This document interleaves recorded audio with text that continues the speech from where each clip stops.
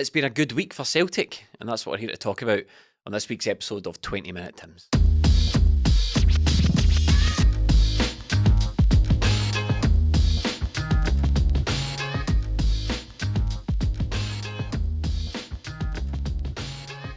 Before we get into this week's episode, patreon.com/20minutetims is where you can support us for extra videos, extra podcasts, extra writing. There's a link in the bio. Support the podcast, get yourself some tasty extra content, and help us out. Stephen. What's happening? Melly. Yes. It's been a good week for Celtic. We've had a tumultuous old time of it.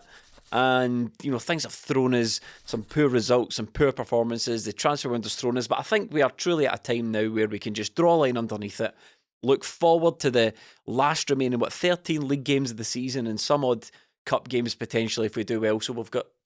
Everyone's a cup final really until now and the end of the season. I can't possibly interest you in any more transfer window chat. Nah. Just before we move on, going once, going twice. Okay, it's done. What was the name of Michael Jackson's ill-fated last concert? Oh, I can't remember. History or something like that. That was at the album. It was This Is It. Oh yeah, that's right. Yeah. Taking inspiration from that. That is how I'm approaching the rest of the season. No more transfer window talk. This is it.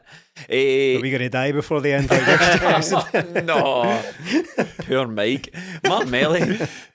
Good week for Celtic. It's been a good week, hasn't it? The Hibs game, the performance wasn't the best, but getting that victory, snatching the victory really was good, and we've got a penalty taker now, and the game at the weekend... It's amazing how excited we can get about a guy who can just take penalties. All it takes, and the game at the weekend was more like the Celtic I think we're going to see for the rest of the season. I'm not expecting swashbuckling football because we've barely seen that all season, but if Celtic can perform those routine wins... 2-0 away to St Mirren. They've only been beat by Celtic Rangers in the last few months. They are a decent team. Caused Celtic a couple of problems, but Celtic sort of got the job done, and that's what I want to see more of, not this sort of Hibs game where it could go any way. I think, Stephen, there's been a lot of talk in the last couple of weeks, especially us on this podcast. We've hammered the players, we've hammered the manager, we've hammered the recruitment, but at the end of the day, we're not really losing an awful lot of football games, and this week... The wins weren't pretty, but as Melly said, I just think for the rest of the season, forget that. I'm not going to necessarily criticise the squad anymore for not winning pretty. I just want them to win. No, I think that's where we are, isn't it? I think we're in this position now. We've spent a lot of the season, and I know, Jamie, you've said several times that teams don't tend to just click out of nowhere, don't just hit their straps and just start blowing teams away. I think that becomes increasingly unlikely as you get to the business end of the season and all that. So I think this is where we are. I think we have to accept that Celtic are having one of those seasons. I don't quite know what those seasons means, but it's not going to be a classic, I don't think. That may be determined on whether we win the league or not and win potentially a league and cup double. But I think it's vitally important that we just get games won. Now, I have said in the past that I get concerned with the level of performance when it looks like it indicates that we might drop points coming up soon. I think there were signs of that in the Hibs game. I thought that we went to pieces for a little while in the second half and got that winner. And again, a win's a win and all that. But we said very recently that there's a difference between dropping points out of nowhere and dropping points when you can see it coming a mile off. And I thought the Aberdeen game and the Hibs game in quick succession were quite alarming in the way that Celtic kind of fell apart in the second half, despite the fact a draw and a win out of it, it's not the end of the world. But I thought the St Mirren game went some way to slightly allaying those fears. I think the St Mirren game was a really good win because there's no getting away from it. Going into that, it was a tricky tie. Yeah. It was three really quite tough away games in a row that we were facing. St Mirren probably being one of the trickiest ones because they were in really good form at the time. So it was a really good win to get. So I can't really have any complaints there. The Hibs game was a wee bit hairy at times, a wee bit alarming, and Hibs were getting loads and loads of chances. But overall, can't really complain with the standard this week. In a week where pretty much from the start of the Hibs game, when Alistair Johnston went off, for Celtic to have two games with Anthony Ralston, Liam Scales, Stephen Welsh and Bernaby as their back four, and to come out with those games with 2 wins and only concede 1 goal is pretty incredible. And that's when you look to it and go, is Brendan Rodgers actually doing a good job here? Because what he's working with is really poor, and those 2 games needed to be won, and he made changes to win them. He brought on Kyogo and went the 2 up top against Hibs, and Kyogo wins the penalty, and then the game at the weekend they thought, I'm going to stick with this, and changed it up when it's not really been working for Celtic, and Celtic went for it and looked much better at the weekend. Everything about it, the pitch was terrible, but the all-round play was decent for what it is. I think that's something that I've sort of tried but failed to recognise, Stephen, over the last couple of months of the season, when I've been sort of hammering the players for the performance and hammering the manager for his performances. When you look at the squad that Brendan Rodgers is working with just now, it is like the players are trying their hardest. They're absolutely trying their heart out. The players out there, there's very few complaints I can throw at individual performances a lot of the time for the players. One or two players we've picked out, like PALMA or Bernabé, or these guys that are Abada, yeah. Good grief. He was really, really bad. There's a few individuals where you think, right, they've not really been at the races and they need to buck up their ideas a wee bit. But that doesn't take away from the fact that it's an extremely limited team. And I can only judge that based on, for talking's sake, take that back for that played against Hibs. Since Anthony Ralston made his Celtic debut, we've signed 8 right backs. So really, that 8. That tells you how much faith previous managers have had in Anthony Ralston to be a first choice right back for Celtic. He's fine, but we've signed 8. Since Stephen Welsh made his debut, we've signed 8 centre halves. Since Liam Scales was bought, Liam Scales didn't play a minute under ANGE last year. No, he hasn't played a minute at centre half since this season. So he obviously, we've signed centre halves ahead of him. We've tried to replace Bernabé for the last 2 windows, and the guy's just in the door. So when you look at the circumstances at how these individual players arrive in the Celtic squad, you're thinking, Brendan Rodgers is not working with.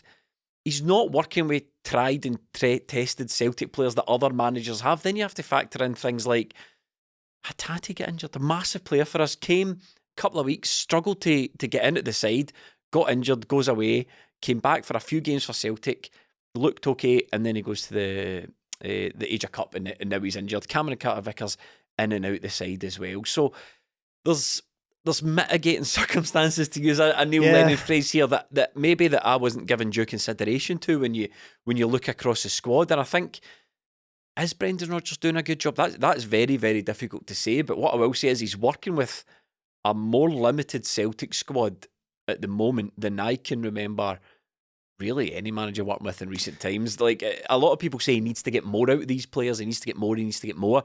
Well, there's no proof for me that there is any more to get out of some of these players. I could completely understand if Anthony Ralston was first pick for ANGE.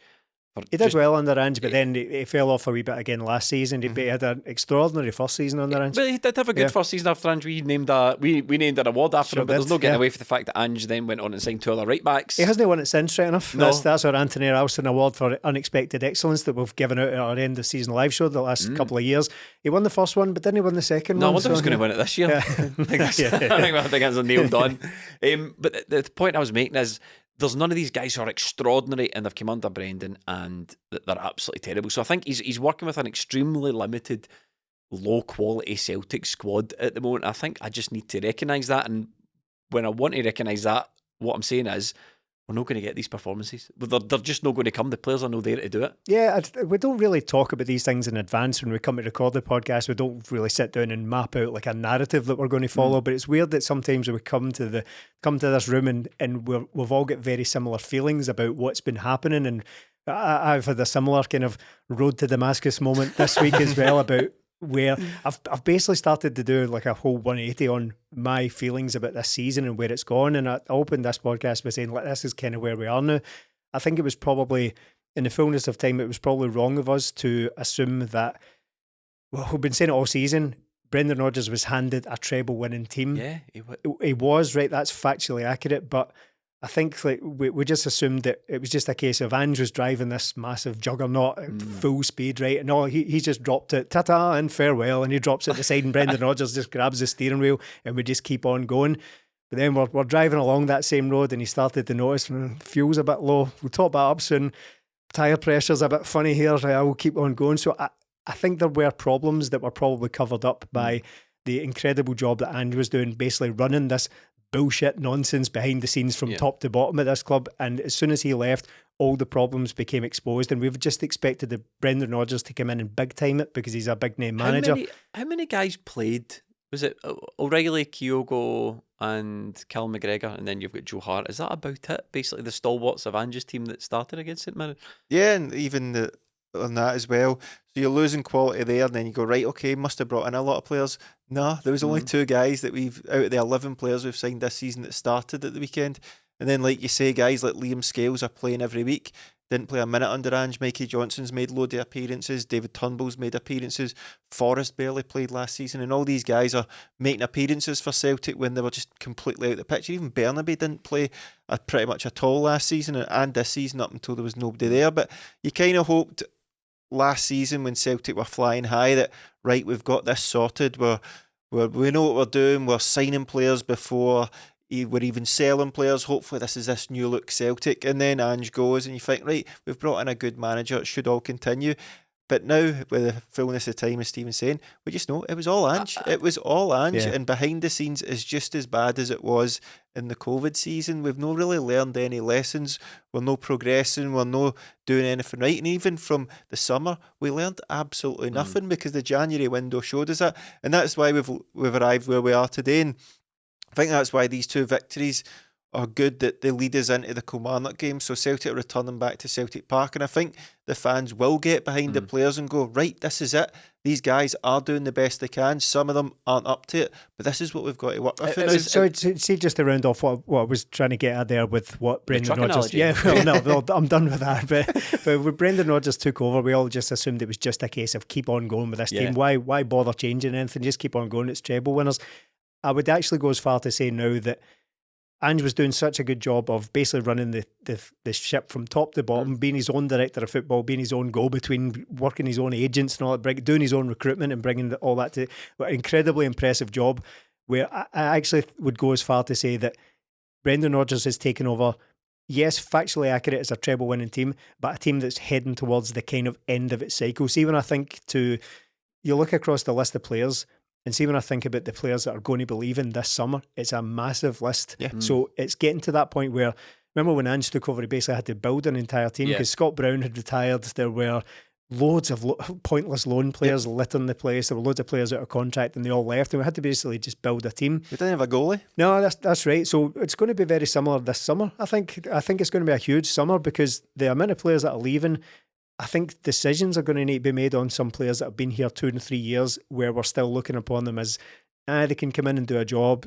such as, see, your O's, your Iwatas, your Yangs and all that. Decisions are going to, your Kobayashi's is a decision definitely made on him, but we might be looking at a massive overhaul again this summer, and that these things can kind of come out of nowhere, and I think it maybe has for us this season. We've been concentrating so much on the fact that Brendan Rodgers is a massively successful manager coming back to the club, so what can possibly go wrong? But meanwhile, the things have just started to creak a wee bit, and we're probably getting towards the end of a cycle of this team and it needs rebuilt again. I think it's fair to say that he took over a treble-winning club, but he didn't take over a treble-winning team. Oh, yeah. Because this team today looks almost entirely different to the one that was competing last season. And I think for me, what sort of alarmed me a wee bit is there's this talk of disquiet that's crept in, and there's a bit of sort of apathy, and I'm not saying it's the Celtic support, but there's been a bit of like, oh, it's just this is it, we're never winning this league now stuff, and I don't think like that. This league is not over by a long shot. It is certainly not over, and I don't think seeing Brendan Rodgers' reaction the other week and some of the comments he's made in the press, he certainly doesn't think it's over. I don't think there's any apathy within the Celtic squad, and I think it's easy to watch this and think, right, what we're watching isn't good enough, ergo everyone in the club's chucked it, ergo the season is a fait accompli and Rangers are just going to march to the title. Absolutely no chance, because Brendan Rodgers is, he's working at the level that he's probably always worked at, just with inferior talent, and he's got it, and it's just a fact. It's just an absolute fact, and he's dragging this team up, and he's trying his best, and every charge that you level at Brendan Rodgers, the charges that I've heard are which players has he improves. He's right, okay, well, he's improved Scales. And he's improved Matt O'Reilly for me, and everyone else that was playing under Ange, just like Cal McGregor and CCV, they're all pretty much playing with Greg Taylor. They're all more or less where they were, give or take. The one shining light is Kyogo. He's obviously not as good as he was last season. So there's a question there, but I don't think that he's stopped improving players. I don't really think that's the case with Brendan Rodgers. I think on that, I don't think it's as simple as just choosing to improve players. You need to have the right environment, the right circumstances. Yeah. So you need to have the right circumstances. And I'm desperately trying not to make excuses for how Celtic have been this season, but there are reasons that things have never really got going. We've already mentioned the level of injuries that we've had. Like, how can you play? How can you be expected to play full-flown, amazing, swashbuckling Celtic with neither of your first-choice fullbacks, one of your first-choice centre-halves? Your other centre-half has been a default that's come out of absolutely nowhere in Liam Scales. And yeah, you could say that Brendan Rodgers has improved Liam Scales, but he was as surprised as anyone that Liam Scales has turned up this season. He said that. So it's all just sort of happened. However, he didn't not take credit for it. He did say, I'm amazed how good he is, and it's all down to me. But Hatate's been injured, Cameron Carter, because there's been a lot. Abada, who, I'm not going to get into the various complicated issues surrounding Abada just now, but that has been another problem that we could have done without. Can I not encourage you to get into? I know we don't know. I know Abada's not said a word on anything ever, but can I not encourage you to just wildly speculate on? Yeah, are you asking me? Do I feel qualified to get into the mindset of what Liel Abada is experiencing just at the moment? Speculate on Abada for us and give us an opinion based on absolutely nothing so far. And really glibly and ignorantly connect it directly to football. Should I do that? Charge on. Yeah. And we'll cut here. So no, but just in a purely football sense, it has been a problem because he was a major part of Ange's team and it just hasn't happened for him recently at all. He has fallen off a cliff. And I heard Totally Football were talking about Ange's Spurs team, and Brennan Johnson got a last minute winner at the weekend there, and it was because the winger had taken up a position at the back post to follow in a chance that it was so important to Ange, and they were identifying that on the podcast I listened to, and they specifically mentioned Celtic as somewhere where he sort of established that mode. Abada was a big part of that, and now he's not. So all of these things have happened this season, and in my opinion it has led greatly to Celtic never really hitting full flow. The disasters of the transfer windows aside, that's an elephant in the room that I can't be bothered talking about anymore. But I think Brendan Rodgers' reaction after the Hibs game is probably this is how easily influenced I am. That's probably what spurred me to think, sort of try and rethink this season a wee bit, because I do believe he's kind of fighting for Celtic's immediate future here. I do believe he's fighting for this league. So I'm trying to kind of rethink what I've considered this season. I don't think everyone's just backstabbing each other behind the scenes and all that. It's all this like political turmoil that's going on behind the scenes. I think everyone in their own largely cack-handed way is trying to win this league. What I did take issue with, not issue with, that's too strong a term, but it's when Neil Lennon and Brendan Rodgers are yucking it up after the St Mirren game about how Glasgow's just mental, isn't it? The expectations here are just unrealistic. I mean, we've won trebles. Right, can we stop doing this though? Because the reason people are pissed off is because we've chucked away a lead in the title race. That's why people are annoyed, and they're annoyed about the complete ineptitude behind the scenes that has led to no transfers coming in. That's why everyone's annoyed. They're not annoyed that we're not going to steamroll to another treble because we won 7 years ago. So everyone stop pretending that we're all crazy. Roses are red, violets are blue. Trim your balls and your date will thank us too. What's up, fellas? Valentine's Day is knocking, and Manscaped is the remedy for what the love doctor ordered. His prescription, the all-new Performance Package 5.0 Ultra, designed to elevate your grooming game and shine like a heartthrob you are. Join the 10 million men worldwide who trust Manscaped with our exclusive offer. Go to manscaped.com to snag 20% off and free shipping with the code TIMS. That's code TIMS for 20% off and free shipping. Let's talk about the hero of Valentine's Day, the Lawnmower 5.0 Ultra. This electric trimmer features skin-safe technology, guarding your V-Day treasure against any grooming mishaps. It also comes with the brightest LED spotlight ever. It's brighter than your best romantic smile. Perfect for precise grooming, even in the trickiest spots. Oh, it's stunning quality, waterproof too, making shower shaves a breeze. And for the bearded kings, Manscaped brings you the Beard Hedger Pro Kit. Designed to shape your scruff effortlessly, it sculpts cheek lines and maintains beard styles, giving you that suave look for your romantic moments. Seamlessly handling even thicker beards, it's the perfect tool for a polished, date-ready appearance. Get 20% off and free shipping with the code TIMS, T-I-M-S, at manscaped.com. That's 20% off with free shipping at manscaped.com. Use the code TIMS because your grooming upgrade awaits, ready to charm your Valentine's dates. It's a weird situation, that, isn't it, Melly, when you go, this is terrible, we've blown a lead in the league, the signings in January and the signings, well, yet to see January, but the signing in the summer were all a disaster and we're not playing particularly well. Someone's defence of that is, we won 4 trebles in a row a couple of years ago. Like, okay, right, good for you. And this is where the complacency comes in, because if you're going to keep going back to that and saying, aye, but you've won at 11 out of 12, aye, but we missed one there. So again, if we miss out on this one as well, it becomes you're losing leagues. You're losing leagues, and it shouldn't be happening, because Celtic have had good squads and they don't strengthen and go on beyond that. We see it all the time with Celtic. It's kind of a 2-year cycle. Oh, we've got a good team. Sell, bring in inferior players, and then we start to, the gap shortens, and then Rangers get in, maybe nick a league, nick a cup or that. But this is what we want. We're sitting here asking things for Celtic where we've got money in the bank. We've got everything there to do it, but we're choosing not to do it. But with this right now, we just have to push on now and win these games. And when you look at the defence, I wouldn't wish that upon many other teams in Scotland. Like, if most of these players were playing, I just imagine these players listening to this.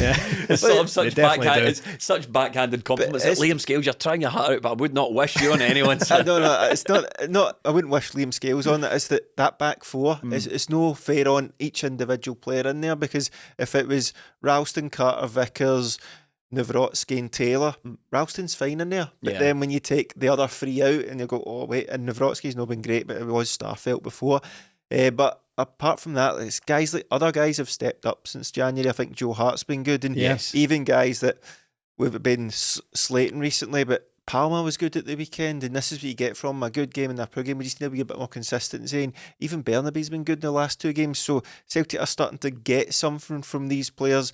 Well, Cal McGregor was great at the weekend, so we need our big players to turn up, but we also need the other guys to put in a shift, and it's kind of what we're getting now. But if you keep going on about, but we've won 11 out of 12 games or whatever, but within that, you can just look at the results and go, there's 11 wins out of 12, but the performances haven't been there, and that is what we always talk about. That's what we always talked about with Ange, is we're not getting the results, but I can see what we're trying to do, and it's been the opposite this season. We were getting results and the performances are poor.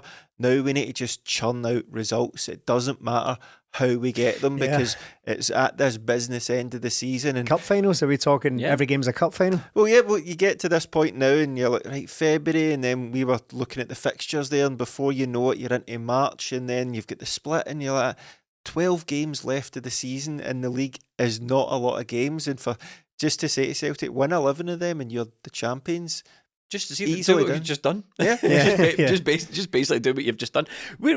I think it's worth talking about some of that. We said we've had a good week, and it's worth, we come on this podcast, Stephen, and we have a grumble from time to time, but Melly said Joe Hart there, he's been really good the last couple of some big saves. Yeah, especially the one in particular against Shinnie at Aberdeen, and then another big one against Gogic, who became Van Basten. Was he on crystal meth or something? What a madman. I just turned into Cristiano Ronaldo at absolutely nowhere. Gogic, he hit the bar and then had a spectacular overhead kick attempt in the space of the same half, wasn't it? Incredible. Man possessed. In what feels like what must be his 250th appearance against Celtic. I feel as if we play against Gogic every week. I know. So he's played for Hamilton, Hibs, St Mirren, St Mirren. St Mirren, Hibs, of course. That's the other one. Yeah. So Hart was huge in that, and he has been. There was other moments against Aberdeen as well where he made commanding saves, and it turns out some of them were offside anyway. This was a couple of weeks ago, of course, but it's still big moments that he's coming up with. And I remarked on the reaction podcast that we did to the St Mirren game, you and I were on it, Jamie, that I said that I think we've maybe become guilty of just looking past Joe Hart now for obvious reasons, because he's been here a long time and we all just assume that he's going to go in the summer. It's almost inevitable that he's going to go this summer, and that'll be a major signing that's going to need to come in and replace him. So I think there's been so much speculation about it's not even speculation. We basically know he's going to go at the end of the season, but there's been so much of that. Celtic are sitting there with a 5-year deal. 5-year contract. So I think that's happened so much that we've basically just started moving on from him, and we don't necessarily notice when he is coming up with big moments, and he has. Has he had problems this season? Yes, but that's because it's nothing new. We've been talking about this for at least a season now, but he's getting old and starting to kind of creak a wee bit, but he's still a very capable shot stopper when it matters for Celtic. He makes things look a wee bit laboured sometimes coming off his line or coming for crosses, but I think he's looked a lot more commanding in the last couple of games, and it's it's guys like that you need around, and it's a. We're in the trenches here. Yeah, it's a bit of a cliche and all that, but I hate using terms like he's been there and done that, but it actually applies to Joe Hart. He's been here. He's not only for Celtic, but at the very highest level imaginable. He has been through title races, and he's a guy who appears at the least to be stepping up when it absolutely matters. That's the thing with Joe Hart, isn't it? When he came in, he was the perfect goalie for Celtic at that time because of the leadership and all the stuff he brought with that. But when you look at guys like him, Callum McGregor, maybe Matt O'Reilly now, and Carter Vickers, it's just like, if things are going wrong within the game for Celtic, these guys will just go, it's all right, we can sort it. But littered around these guys are... And I think that's the big problem with Celtic right now, is everything's short term, isn't it? Joe Hart will be away. Liam Scales has been thrown in. Bernaby's no good enough. We've tried to replace him numerous times, but he's in there playing because there's literally no one else. Ralston, Welsh, all these guys. Like Welsh is maybe a fourth choice centre half and that, yet he's starting for Celtic, and that's just the defence. And you can apply that further on as well. So everything at Celtic's short term. Ida's on loan, Bernardo's on loan. So we're looking at Celtic going, right, we need these guys just to get us over the line here. But I know it's a long time away, but once we get to the end of the season, it's another, we need to sign players. So we need to go from not being able to sign players for the last 3 windows to all of a sudden signing 5 or 6 first-team players. I think what we need to do is get through these games. Yeah, right. We need to trust the manager who can get the best and find a system for the players. He's no chucked it. You can tell he's no chucked it. You can tell by his reaction. You can tell by his change of selection, change of formation. The manager's here and he wants to win these games. And Brendan Rodgers is a winner. He's not a passive guy that's just happy to watch this. He didn't come to Celtic and get dealt this hand and go, oh well, I'll no win this league then. No, he's going, okay, right, it's going to be well, we won trebles years ago, so may as well chuck this one. Brendan Rodgers looking at this going, okay, well, I've got a slightly bigger job in my hands than I thought I might have when I arrived at Celtic, but he's still fully focused on winning the league, and I still think we're going to win the league based on having a better manager, based on having players that have been through the distance and the course. And okay, we blew a lead, but that was back then and this is now. So I think we just need to focus on the games ahead, Stephen. Focus on giving our support to the players and the team and the manager, and then come the summer, exert pressure to make sure that the transfer business is done right. But I think genuinely that conversation basically needs shelved for 13 or 14 weeks, however long it is until the transfer window opens again. We just have to shelf that convo because we've got players here and now who need the support. Melly said about Palma being inconsistent, but again, if you're going to criticise a guy when he's poor, we have to recognise the fact that he was quite good against St Mirren. Oh, he was. I think he's been pretty important in the last few games. 18 goals and assists in 20 odd games. Yeah, goal involvements. As the kids call them these days. But I normally don't like it when they conflate those numbers because it makes it sound an awful lot more impressive than it is. For example, if you've got 4 goals in a season and 14 assists, he's got 18 goal involvements. Right, I usually don't like that, but when a guy's been here as little time as Palma has, it is pretty impressive what he's done in a short space of time, but he is frustrating. So I do get that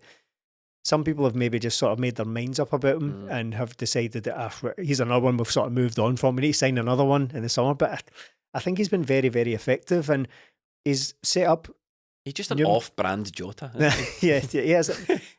You've maybe hit upon something there, though. Is he another one who's just suffering from the fact that he came in at the tail end of a very, very special footballer for Celtic's career, and he's basically been compared to him ever since? It's not really his fault that he's not Jota. Yeah. We've spent I'm sure I heard someone say recently that we've never really replaced Kieran Tierney. I'm like, we can't keep doing that to this team. He's been gone longer than he played for Celtic, and we're saying we've not replaced Kieran Tierney. There's Greg Taylor sitting on about 175 appearances for Celtic and winning a treble and all that. So you think whoever plays in that position is now going to be held to the same standard as Jota for the next? The point I'm making is we never really fully replaced Bobby Murdoch, and it's an absolute disgrace after all this time. Look, we can't complain because we had the podcast out earlier asking if Kyogo was the best since Larson. Yeah. So we're still doing it. Well, but it's really, I think it's unfortunate when you come, to use the Larson thing, who came to replace him? It was Henri Camara. Unenviable position, isn't it? And boy, did they not live up to it. So I think it's very difficult. Not that any of these guys are Henrik Larsson, but Kieran Tierney was a special talent in that position, very difficult to replace. And it becomes part of the Palma discussion to sort of, unfortunately, almost unavoidably compare him to the guy he came in to replace. So he's been going about his job fairly inconsistently, but when he does turn up, it's pretty important contributions he's making. Yeah, and I think that's my gripe with Palma is like, I see him do this stuff and I'm going, right, that's all good. Just simplify your game. Do more. Just do what you're doing. But see, when you see a guy's legs open and you think, I can peg him for a wee highlights reel, you don't have to do it. I'm still going on about it. Carry on. I know you'll clip that. Now that these seedy men have stopped laughing, I'll continue. You put that filth in our minds. That's me putting it in your head. I think with Palma, it's simplifying his game. Like, when he's playing at the weekend, you see the good stuff he done. Like, being able to pick Kyogo out for the first goal, that's a good cutback for the guy with his left foot. Second one as well, good cross into a dangerous area. He just has to do that stuff, simplify it, and try not to think, what can I do to look good here, instead of just doing the right thing for the team. But when he's on it like that, he's a good player, but we just need to see more of it consistently. Stephen, I think IDAH arrived and people weren't too convinced by Adam Idah's arrival. We've since had him scouted, patreon.com/20minutetims if you want to check out that scouting podcast. And Alex Barker of the Athletic was quite positive about Adam Idah, saying that he looks quite good. I personally think that Adam Idah looked decent from the short clips I saw. He looks to me more in the mould of a Brendan Rodgers player than anyone else we've signed, really. He's raved about him, really, hasn't he? He's gone out of his way to talk about how good he's been in training. He does look to me like a sort of tall, powerful. He offers something different. He's in that Premier League mould of physicality, and he's still a very young player. Well, he's still a young player at 20 now, just turned 23 actually. His birthday was last week. So I was personally quite encouraged by that signing, and I think in his contribution in the last two games, he's looked good. Yeah, quietly effective in the St Mirren game, I thought, but obviously made the headlines against Hibs for getting the 2 penalties. And again, it's amazing how much he can get into our hearts just by being able to take a penalty we need somebody without making us furious about your execution of it. So yeah, all very encouraged. I think he's another one who I think has very unfairly suffered as a result of other problems, really. It was a long and drawn out affair in the transfer window that led us to weeks of speculation on quality being brought in, left back this, left back that, and Brendan Rodgers went on to confirm that multiple left backs were looked at and they couldn't get a deal over the line, that old chestnut. And then sneaks in Adam Idah at the last minute, and he's announced basically on deadline day, even though we all knew it was already done. So they did that Celtic thing of delaying. Don't go to bed yet, Celts. We've got Adam. No, remember that one. We've got Adam Idah, who was signed 18 hours ago. But I think all of that has led to an outpouring of frustration, not necessarily at Adam Idah, but surrounding the signing of Adam Idah. Melly, you and I recorded a podcast when it looked as if he was about to be confirmed, not having a go at Adam Idah himself, but having a go at the process involved that led us to that point. So I think he has come into the club under a bit of a cloud through no fault of his own. It's not about him as a player. All he can do is go about his business and score goals and look the part as a Celtic player. I think he did that against Hibs. Unlucky with that goal. It turned out it was offside anyway, but that one he smashed off the underside of the bar. It would have been a cracking goal had he not just gone a wee bit early and crucially scored it, not smashed it off the bar. But you know what I mean? He's getting into the right positions. He had one against St Mirren where he kind of slid in and Ralston cross. Kind of screwed it a wee bit wide. But he's making his presence felt already. Again, not spectacular against St Mirren, but he gave us a different option. And you mentioned it earlier about making the changes in formation. That was a completely different Celtic team that we saw, and it looked as if it was as a direct result of trying to get Idah into the team to complement Kyogo, change the whole team around just to fit that. So Brendan Rodgers seems really quite hot on him, and I expect him to play quite a lot between now and the end of the season. Given his past record, I don't really expect him to score a huge amount of goals, but I expect him to contribute and link up pretty well as he has been. I've just got a good feeling about him. Yeah, I just have a good feeling about him. Just mostly the physicality, he looks just like a different breed of footballer compared to what we've got in the team and compared to what you're seeing about the league, really. And I just, based on almost nothing at all, I just get the feeling he might be one of these strikers who comes to Celtic who didn't particularly have a good scoring record, but then, you know, in the last could score like 7 goals in 13 games or something for us and leave with a pretty good record. I really think he's going to contribute. I'm quite excited about that signing, and More so the fact that I think it's got Brendan Rodgers' fingerprints all over it. Well, where do we go from here? We've got Kelly coming up. We've got Motherwell away after that.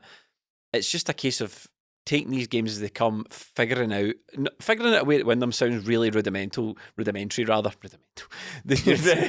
a band, doesn't it? That drum and bass act from about 10 years ago. It sounds really rudimentary, but what I mean is, it's every focus now has to be on the very, very next game and finding out Kilmarnock. I'm not saying this is Celtic don't do this, but treat every single game like it is a one-off special cup final. Focus on Kilmarnock's, because it is. We simply can't afford to drop any more points. No, and that's what we need to do. I waffled there.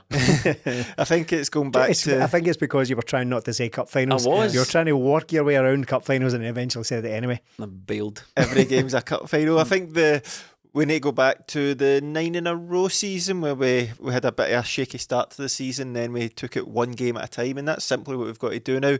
We need to try and beat Kilmarnock. I know it is at Celtic Park. Kilmarnock are third, second, fourth in the league, aren't they? Hearts are third. They're playing well for Kilmarnock this season, and I don't mean that patronisingly. Their style of play is very Well, they've given effective. Celtic major problems this season for a start. It's very effective for them. It works for them and it works against Celtic. So what we need to do is just get that game out of the way, and then get the Motherwell game out of the way and try and get the 3 points. And as we're winning these games, hopefully it's ticking off days closer till Cameron Carter-Vickers is back. Greg Taylor should be back for the Kilmarnock game. HATATE hopefully back soon. We just need to win these games, hopefully get these players back in to supplement the players we have, and just take it each one as it comes. We're not going to have loads of midweek games now. I think there's one coming up against Dundee soon, but we'll not have the European games interrupting it. So Celtic have got time to go out and focus on this and work on things in the training ground, like getting IDAH in alongside Kyogo and try to build these relationships now, because it's been so stop-start this season. Every area of the pitch bar the goalkeeper. So I think if we can just start to get a settled team now and start to just win these games. Can I offer you another cliche? We are at the we get a rest in midweek stage of the season when it comes to the Champions League. Needless to say, we had the last laugh going out of the Champions League. It's not even that. It's not so much the rest. It's the time on the pitch the manager gets with the players and trying new things. And I can offer you another cliche here. I think we're about 3 or 4 weeks away from Touchwood HATATE coming back, who is legitimately like a new signing. He's hardly played. It's not happened for him this season at all, has it? Even when he started poor.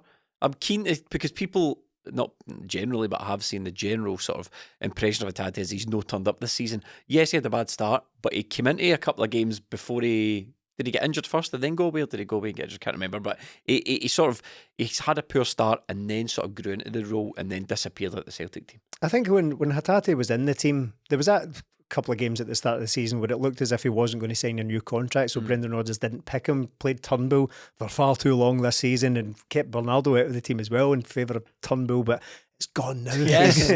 So we can move on from that. But HATATE, once he was in the team for, albeit admittedly a very short run, because it, as I say, it just hasn't really happened for him this season. He's had multiple injuries and slight loss of form in there. Remember, he came in, he scored a penalty, then he missed a penalty. He contributed to that great record we've got this season. But when he was in for that maybe 5, 6, 7 game run in a row, when we had HATATE in there, it's arguably some of the best stuff we've played all season. It's not just HATATE. Coincidence. Not just HATATE, is it? It's Cameron Carter-Vickers at the back, because you can see Celtic's form dips off, obviously, when he's not there. Callum McGregor, HATATE, Matt O'Reilly and Kyogo. Celtic need those guys playing, and they need that for the rest of the season, because everything around it isn't very good. The drop off from those guys to the other guys is quite stark, and that's where we've struggled this season. Hopefully Kuhn can come in and do something as well. He looked a wee bit better at the weekend. Hibs game, his first start, he disappointed a bit. So we've got guys coming in now and making a difference. Palma dropped out, comes back in, plays well.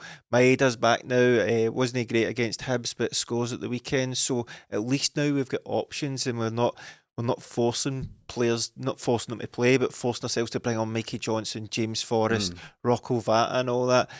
Guys that maybe aren't up to the level they now, but we've got Yang back, we've got O back, the bench, even with Wata back, different options in midfield rather than looking about going, hopefully we don't get any injuries because we've nobody to bring on. So it's all positivity from here on, Stephen. We need to, but the club and the team and the manager have got a part to play in it as well. I mean, we can sit here on the Mondays we record this talking about, okay, positive, all eyes forward, 13 games. But if we go out and get battered or lose points to Kilmarnock at the weekend, then all bets are off. We'll be back here next week angry. It's a two-way street, that. I don't think anyone goes to the game deliberately trying to don't leave the house thinking I'm going to be dead negative in the stadium today. Well, some do right some do. They just get it all out their chest. Definitely. Some of them sit next to me. I think in many years of doing this podcast, that is the most ridiculous thing I've ever said, suggesting that people don't go to the football just to be negative. There's a person who occasionally... Oh no, I can't say that actually, because people around me know I do a podcast and they might think I'm talking about them. I'm sure there's a certain element of that, but broadly speaking, across 60,000 people, there's no agreement that we're all going to just go there. Oh, we're going to boo, right? Just you wait till that final whistle. We're all going to boo. It just sort of happens, and I think that yes, Celtic are on a very good run just now, but I think the frustration has been borne out. As Melly, you said earlier on, it's the level of performance. Ross County was rubbish. Yep. So was Aberdeen. So to an extent was Hibs. So while we might be saying that it's all about just winning these games, we just need to go on a winning run now, because it's not really happened to any great level this season, despite the fact we're in a good winning run just now. I either said the Aberdeen game. I think that the performances there has to be a bit of give and take. It's not that the fans are being stubborn. So no, I'm not cheering until you score a goal. It's just we need to see something to get behind, and I think it will make for a much better atmosphere in the stadium, because I think the fans do want to believe in this team, despite the fact that a lot of people kind of made their mind up about Brendan Rodgers coming in. I think that's all gone now to an I don't think there's any great mistrust in it. I think the time for that is probably to put that aside and just focus on getting these games. He needs to show us a bit more of what he was shown as of his personality. Right, of what we saw. I think Brendan needs to show us a bit more of what we saw, that passion and that fire in the belly. And I think there's maybe, without reading too deeply into it, we just need to know that Brendan's got confidence in the team to get the job done. And we'll feed off that as fans, because when I saw him cheering on the pitch, it was really, really uncharacteristic. And I thought, good. Yeah. Good. We saw loads of that. Look, and another thing I need to stop doing is comparing it to ANGE, but it's only natural because he's the most recent manager who just won a treble. The guy's just out the door, more or less. So, and everyone that followed Brendan Rodgers got the same treatment.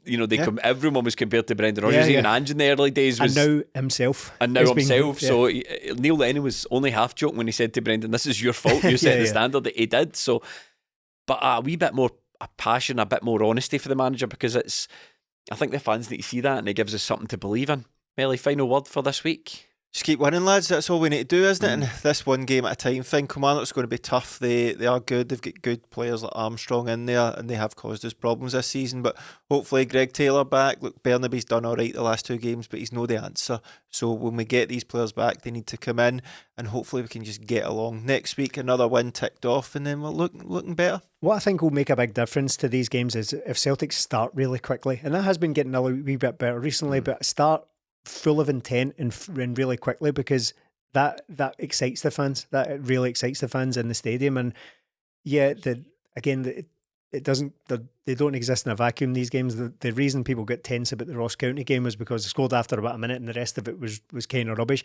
And that comes on top of us again having given away a lead in the title race, so people are nervous about it. So the best thing Celtic could do is just go out and blow one of these teams away, even though fundamentally it is just about winning these games. But a good performance would go some way to sorting that out. And it kind of began with St Mirren. I was a lot more encouraged with the St Mirren game. I think we can build upon that finally. 13 league games left. How many cup games potentially? Well, we've got Livingston next, don't we? Yeah, poor Martindale, and then we'll have a semi and then the final potentially. So if you want to get involved and listen to reaction to all of those, patreon.com/20minutetims, where you can get a month of content, reaction to every single match for less than the price of one single match day programme. Patreon.com/20minutetims. But thank you so much for watching the flagship, and we'll be back next week.